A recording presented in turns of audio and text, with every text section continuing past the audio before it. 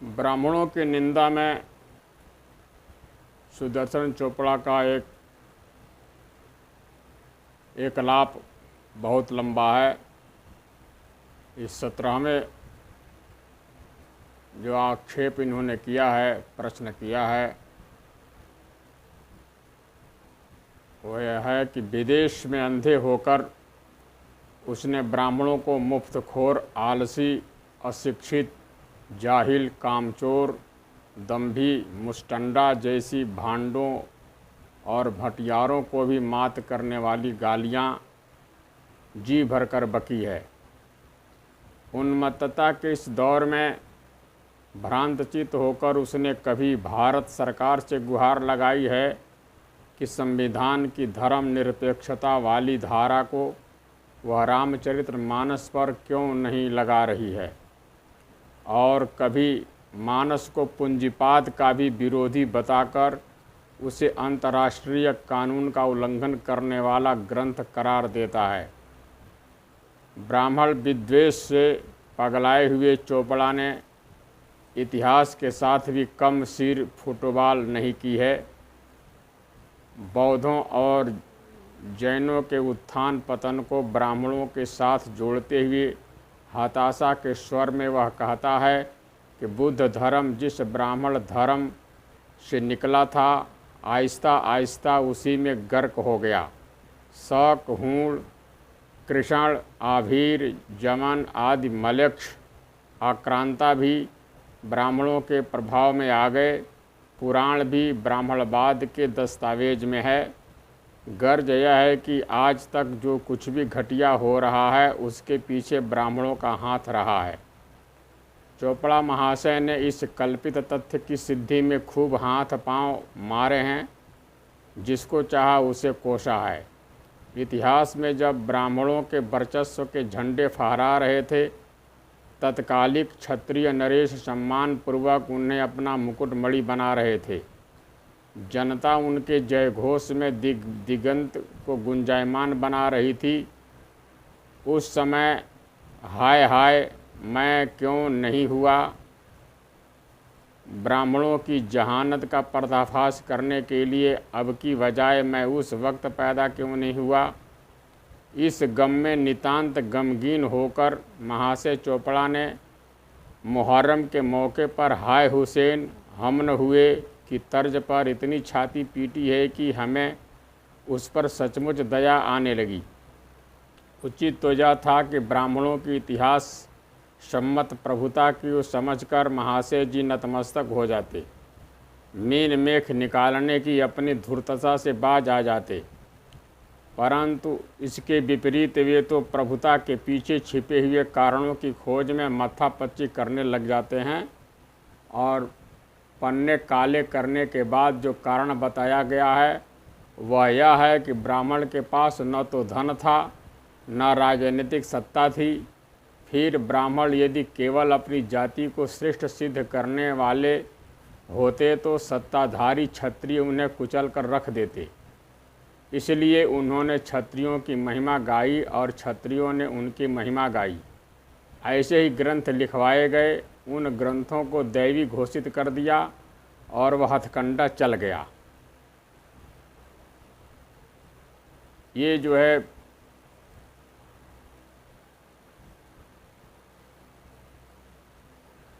अब ऐसे को क्या कहा जाए, ऐसा अब उत्तर सुनो, उसका परिहार यह है। चोपड़ा महाशय, तुम तो व्यर्थ में मत्थापच्ची कर रहे हो। एक सीधा सच्चा यथार्थ भी तुम्हें हथकड़ा दिखाई पड़ रहा है। तुम ही बताओ, एक दूसरे की मिथ्या प्रशंसा में कभी कोई प्रतिष्ठा संपन्न हो पाया है क्या। ऊँट के विवाह में गधा गीत गाने लगा तो ऊँट बोला वाह वाह क्या मीठा गला है। क्या गधा हुआ स्वर है।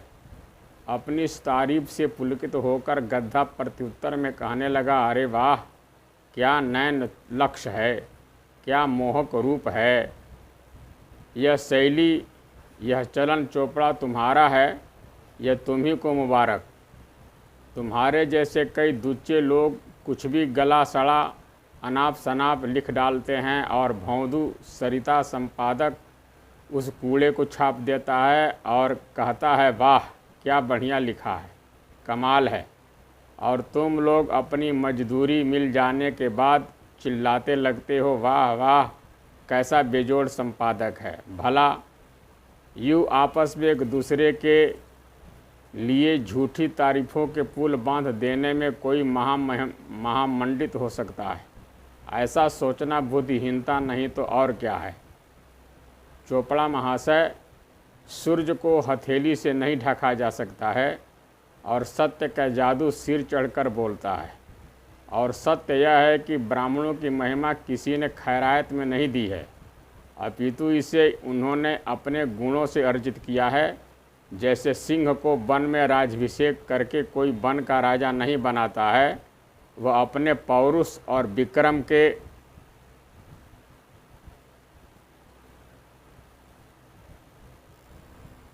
बल पर ही अपनी मृगेंद्रता सिद्ध करता है। उसी प्रकार ब्राह्मणों ने अपने न्याय, संयम, दूरदृष्टि, उदार विचार जैसे अगणित सद्गुणों के कारण ही समाज का नेतृत्व प्राप्त किया है। उनका वर्चस्व एवं प्रभुता दान किंवा भिक्षा में मिली हुई वस्तु नहीं है। ब्राह्मण स्वयं सिद्ध है और तरण तारण है, इसीलिए समाज उन्हें अपने माथे पर बिठाता चला आ रहा है। उन्हें तुम्हारे जैसा कोई सिरफिरा कृतघ्न ही हथकंडे बाज कहने की हिमाकत कर सकता है। 18वां प्रश्नाक्षेप किया है इन्होंने। एक एक तीर्थ की महिमा बखारने में कई कई पन्ने रंगे गए हैं। कहीं रामघाट, कहीं भरतकूप, कहीं प्रयाग, कहीं रामेश्वरम, कहीं गंगा जमुना। तुलसी ने सारी जड़ों की जहरीला करके छोड़ा है। लोगों को अकर्मण्य चोर बनाकर तीर्थाटनों की आड़ में उन्हें कंगाल बना दिया गया है। अब उत्तर सुनो, उसका परिहार है। तीर्थ देशभक्ति, राष्ट्रीय एकता और राष्ट्रीय स्वाभिमान को जागृत करने के अन्यतम साधन भूत माध्यम है। यह यथार्थ किसी भी देश प्रेमी से छिपा हुआ नहीं है। अपने विशाल राष्ट्र के प्राकृतिक सौंदर्य को यदि तीर्थ नहीं होते तो हम कैसे देख पाते। सुदूर उत्तरांचल में बद्रीनाथ, केदारनाथ, गंगोत्री, जमुनोत्री, वसुधारा आदि तीर्थ स्थलों के माध्यम से ही हम हिमाच्छादित शैलमालाओं, शस्य श्यामला उपत्यकाओं, दुग्ध धवल निर्झरों से शांत नीरव वन उपवनों और कलकल निनादनी सरिताओं की चिताकर्षक अद्भुत छटाओं के दर्शन कर पाते हैं। भूस्वर्ग कश्मीर में अवस्थित बृहदाकार हिमलिंग अमरनाथ एवं चित्रकूट में मंदाकिनी का भव्य उद्गम स्थान, प्रयाग में त्रिवेणी संगम, हिमाचल में मणिकर्ण वशिष्ठ कुंड, कैलाश मानसरोवर प्रभृति इतने रमणीय तीर्थ स्थान भारत में हैं कि जिन्हें देखकर मनुष्य की कभी भी तृप्ति नहीं हो पाता है। हमारे मंदिर और तीर्थ शिल्प तथा स्थापत्य कला के अप्रतिम उदाहरण हैं।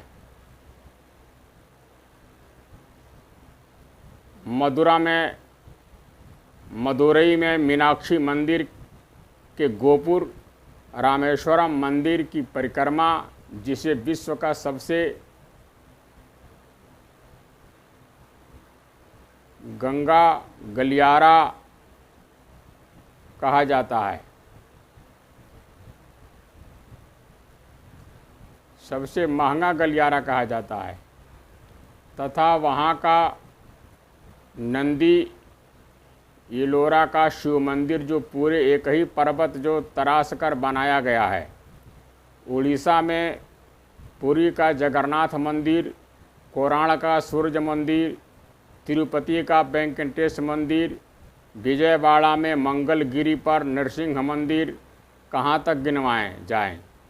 भारत में इतने भव्य और विशाल मंदिर हैं जो भारतीय शिल्पकला के आदर्श नमूने हैं। उन्हें देखकर मंत्रमुग्ध हुए बिना नहीं रहा जा सकता। भारतीय कला कौशल की ऊंचाइयों का अनुमान लगाने के लिए जब लाखों की संख्या में विदेशी पर्यटक भारत पर भ्रमण पर आ सकते हैं, तो क्या चोपड़ा महाशय जैसे तीर्थ विदितक अपने पूर्वजों के रचना कौशल को देखने की दृष्टि से ही सही इन स्थानों पर नहीं जा सकते? और चोपड़ा महाशय, तीर्थों का सर्वोपरि महात्म यह है कि राष्ट्रीय एकता की भावना को जागृत करने में इनका योगदान सर्वथा अभूतपूर्व है। विभिन्न प्रांतों में बटा हुआ भारत तीर्थों के कारण ही एक बना हुआ है। खाना पीना, बोल चाल, वेशभूषा, रहन सहन सब प्रांतों का सर्वथा पृथक पृथक है। इतने भेद उपभेदों के होते हुए अंततः कौन ऐसा सूत्र है जिसने हम भारतीयों को आपस में ग्रथित किया हुआ है? कहना न होगा यह महनीय कार्य तीर्थों द्वारा ही संपादित होता है। प्रत्येक तीर्थ पर वर्ष में कभी न कभी किसी न किसी पर्व पर उत्सवों का, मेलों का आयोजन होता है। उस अवसर पर भारत के कोने कोने से जनता एकत्रित होती है। सब भेदों को भुलाकर पंजाबी, बंगाली, गुजराती, मराठी, कन्नड़, मद्रासी, कोंकणी, हरियाणवी, आसामी, बिहारी, उड़िया, पहाड़ी, तेलुगु, भारत के विभिन्न भाषा भाषी व्यक्ति मेलों में आपको मिल जाएंगे। सांस्कृतिक आदान प्रदान के साथ साथ राष्ट्रीय समस्याओं पर भी परस्पर विचार विनिमय इन तीर्थों पर ही संभव है।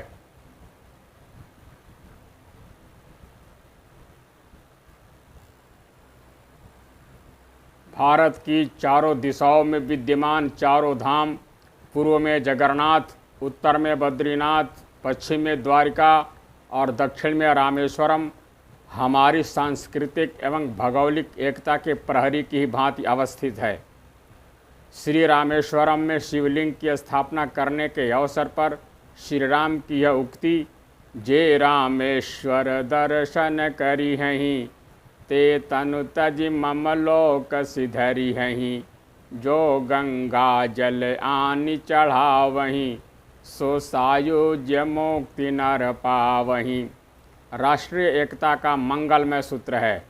गंगोत्री से गंगा जल की कांवरें लेकर हजारों भक्त प्रतिवर्ष सुदूर रामेश्वरम तक की यात्रा करते हैं और गंगा जल से वहाँ शिवलिंग का अभिषेक करके जीवन को कृतकृत्यता का अनुभव करते हैं। उत्तर और दक्षिण को परस्पर जोड़े रखने का इससे सार्थक और सटीक उपाय और क्या हो सकता है? हमारे पूज्य शिव भारत के अंतिम दक्षिणी छोर पर विराजमान हैं रामेश्वरम के रूप में, और उनकी आवश्यक पूजा सामग्री भारत के उत्तरी छोर गंगोत्री पर है। आराध्य और आराधक की भावनात्मक एकता का कितना सराहनीय प्रयास है, परंतु चोपड़ा की वे अकली देखिए। उसे इस उदात्त भावना में भी उत्तर के ब्राह्मणवाद को दक्षिणी अनार्य जातियों में प्रचारित कराने की गहरी चाल नज़र आ रही है।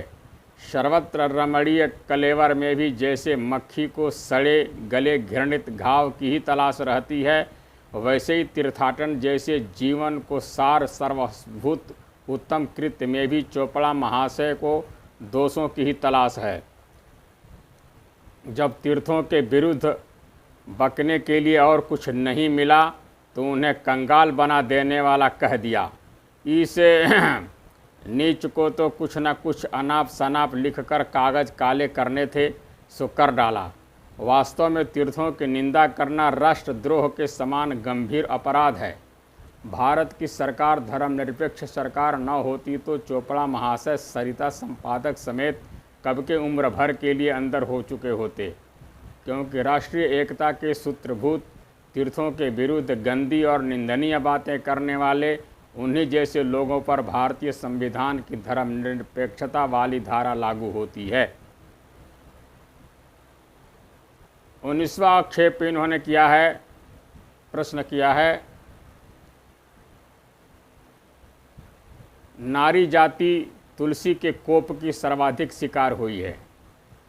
जिस समाज के धर्म गुरुओं की यह मान्यता है कि स्त्री स्वभाव से ही मूर्ख, नासमझ और जड़ होती है, वह समुदाय क्या कभी नारी को चेतन मनुष्य का दर्जा दे सकता है? नारी सहज जड़ अज्ञ जैसा फतवा सती के मुंह से दिलवाया गया है। तुलसी नारी को विश्वास योग्य भी नहीं मानते, वे दशरथ के मुंह से कहलवाते हैं कि गयऊँ नारी विश्वास। क्या प्रश्न करते हैं ये? अब उसका परिहार सुनो, उत्तर सुनो। प्रेमाचार्य शास्त्री जी ने जैसे दिया है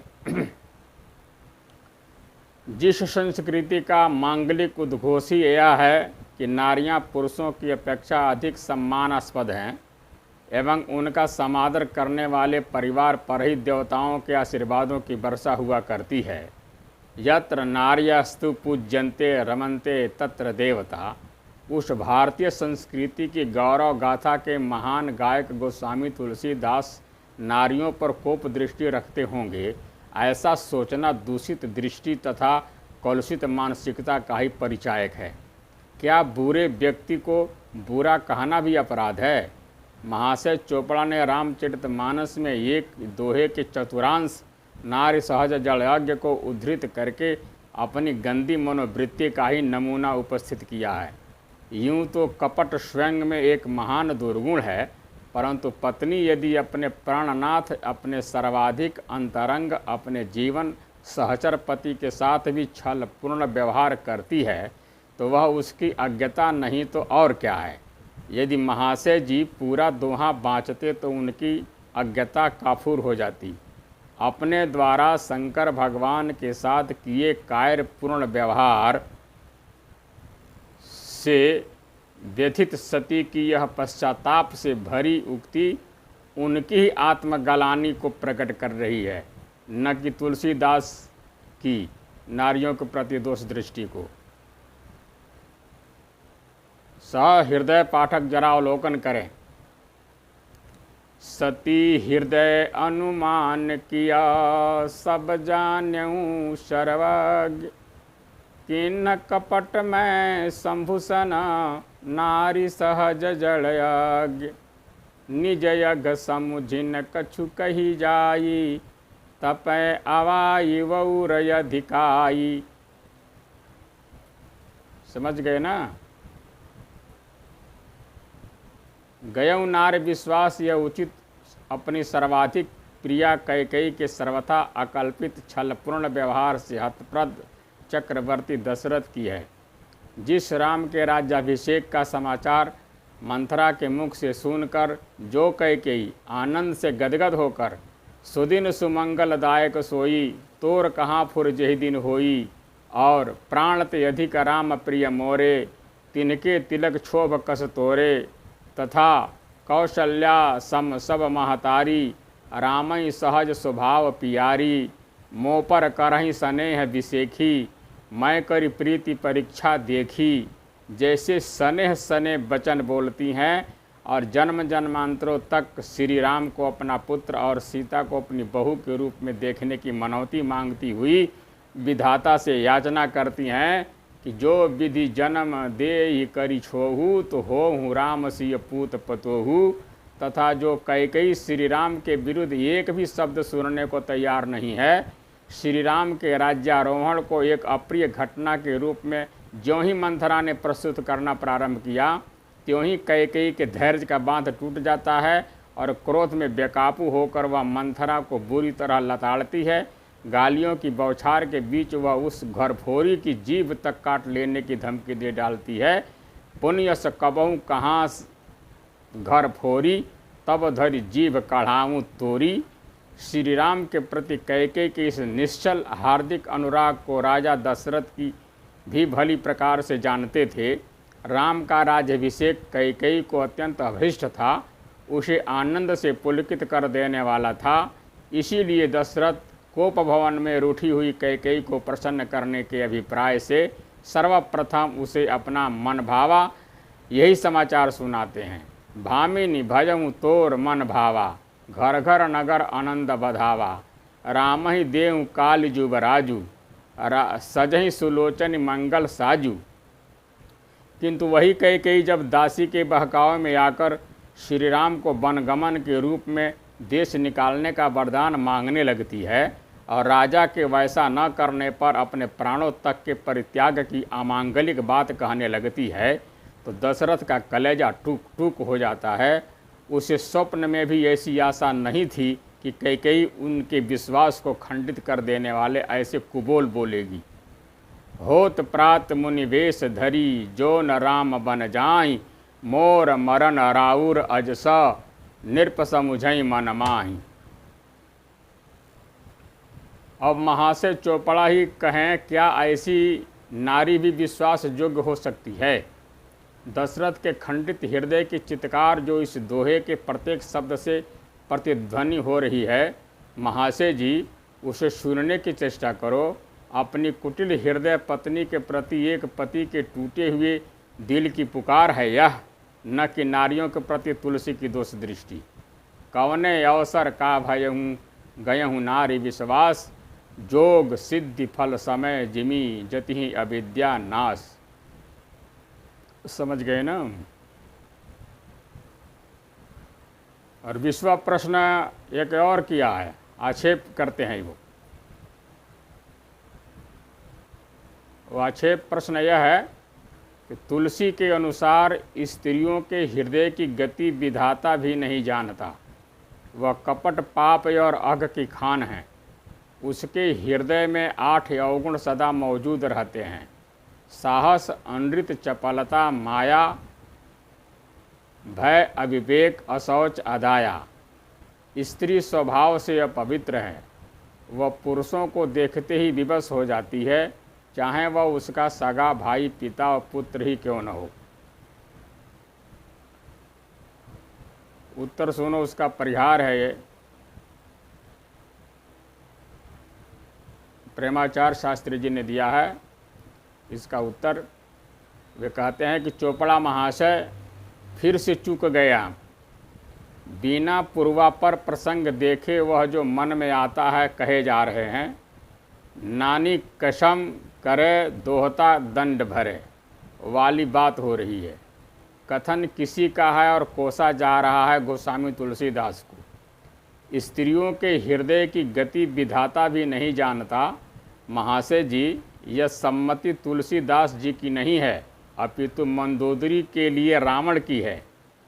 श्री राम वेद वेद्य साक्षात विराट पुरुष हैं। इस यथार्थ को जब मंदोदरी रावण के सम्मुख प्रकट करती है और उन्हें सर्वव्यापक जगन नियंता के रूप में प्रतिपादित करती है, अहंकार शिव बुद्धि अज मन शशि चित्त महान, मनुजवास सचराचर रूप राम भगवान, तब अपने बल के मिथ्याभिमान में अंधा हुआ रावण उसके इस यथार्थ प्रबोधन को भी दुर्गुण के रूप में ही वर्णन करता है। और इस अविवेक के साथ साथ स्त्रियों में उसे 7 अवगुण और दिखाई पड़ने लगते हैं। साहस, अनृत, चपलता, माया, मद, अविवेक, यशौच, अदाया। रावण के इस अनर्गल एवं असामायिक प्रलाप को मंदोदरी अपने पति की मति भ्रम मानकर नकार देती है। चोपड़ा महाशय, तुम्हारा अभिष्ट कार्य तो मंदोदरी ने ही कर दिया है। रावण कह रहा है स्त्रियों में 8 अवगुण सदा रहते हैं, और मंदोदरी इस पर उसे करारा जवाब देते हुए कहती है तुम्हारा मति भ्रम है, तुम काल के बस में हो गए हो, तभी ऐसी ऐसी बातें कर रहे हो। मंदोदरी मन मह असठयऊँ, अब यही काल बस मति भ्रम भयऊँ। क्यों चोपड़ा महाशय, अब तो खुश हो, तुम्हारे जी को जलन मिट गई ना। चोपड़ा महाशय के आरोपों का उत्तरार्ध शूर्पणखा से संबंध रखता है। गोस्वामी श्री तुलसीदास ने उसका परिचय ऋषि पुलस्त की पौत्री अथवा महर्षि विश्वासर्वा की दुहिता के रूप में न देकर रावण की बहन के रूप में ही दिया है। शूर्पणखा रावण के बहिनी, दुष्ट हृदय दारुण जस यहिनी। उसका यह परिचय ही उसके दुष्चरित्रता को उजागर करने वाला है। एक ब्राह्मण कुल की विधवा का कामातुर होकर खुलेआम किसी सर्वथा अपरिचित व्यक्ति के सन्मुख विवाह प्रस्ताव कर देना निर्लज्जता की पराकाष्ठा है। ऐसी चरित्रहीन नारियों के लिए ही गोस्वामी जी प्रताड़नकारी भाषा का प्रयोग करते हैं। उच्च श्रृंखल होकर मर्यादा की अतिक्रमण कर देने वाली तथा नारी के नाम पर लांछन लगाने वाली शूर्पणखा जैसी कुनारियों के लिए न